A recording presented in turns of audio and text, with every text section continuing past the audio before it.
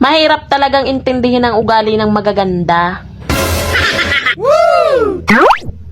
Sorry.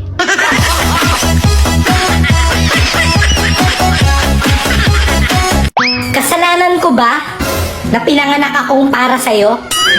Sorry Nanda,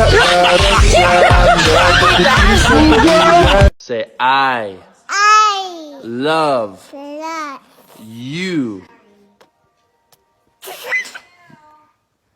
Say you. Me. No, you. Me. No, you. Tahimik sana buhay ko kung hindi mo ako nilandi.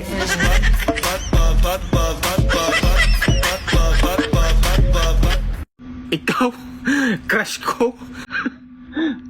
Tanga. Mahal kita.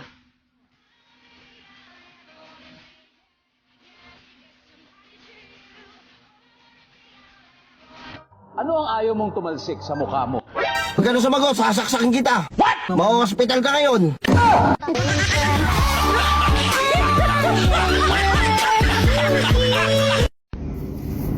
Okay lang naman kahit walang nagpapasaya sa akin. Tumatawa naman ako mag-isa.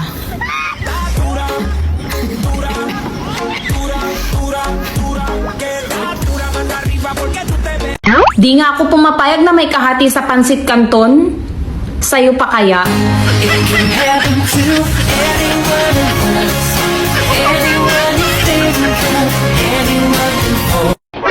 Buhay ko? Sakto lang. Walang labis. Walang pera.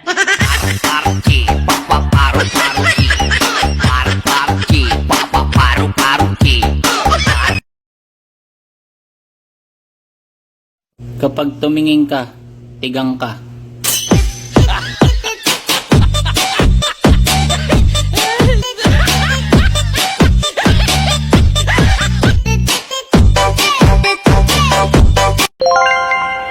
Love, Ano? nagiinom ako ng Red Horse. Ngayon. Malasing man ako, pero ang tama ko, sa'yo lang.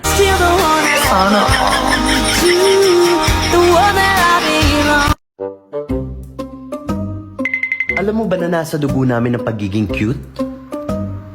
Oh, wag mo nang hanapin sa mukha. Nasa dugo nga, di ba? Wala, nanonood ka na naman ng post ko. Tapos mamaya sasabihin mo na naman ikaw na naman ang pinapatamaan. Nakakasanayan mo na yan. Huwag ka masyado magkape. Baka masubraan tapang mo at pati maling tao ipaglaban mo. Ay!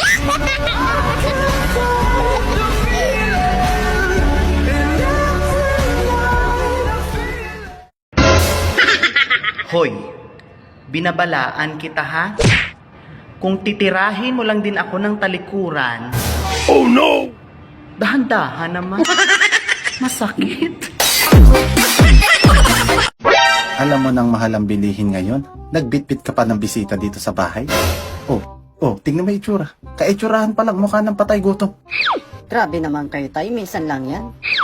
Eh kung gusto mo ikaw, minsan na lang kitang pakainin. Pati tubig, nakikiinom pa. Bakit pinagyan mo lang nasa bote yan? Eh pwede naman sa gripo. Mahal lang tubig ngayon. Yan na. Aalis na. Mukhang nakaramdam. Busog na. May mga lalaki talagang iiyak saglit. Mamaya, babaero na ulit. Gago! Bobo yan kasi hindi siya nag-i-English kapag nalalasing. Una sa lahat, hindi talaga ako nalalasing. Pangalawa, give me alone. Gusto ko magpa-blood test ka. Bakit? Kasi gusto kong malaman kung type mo, ako. Kung kasalanan maging masarap, wow, patawarin niyo ako. Sorry Nanda,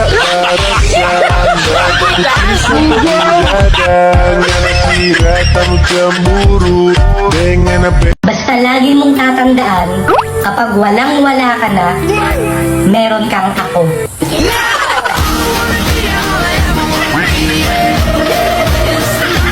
Napanood ko sa balita, delikado pala sa atay ang labis na pag-inom ng alak, ano?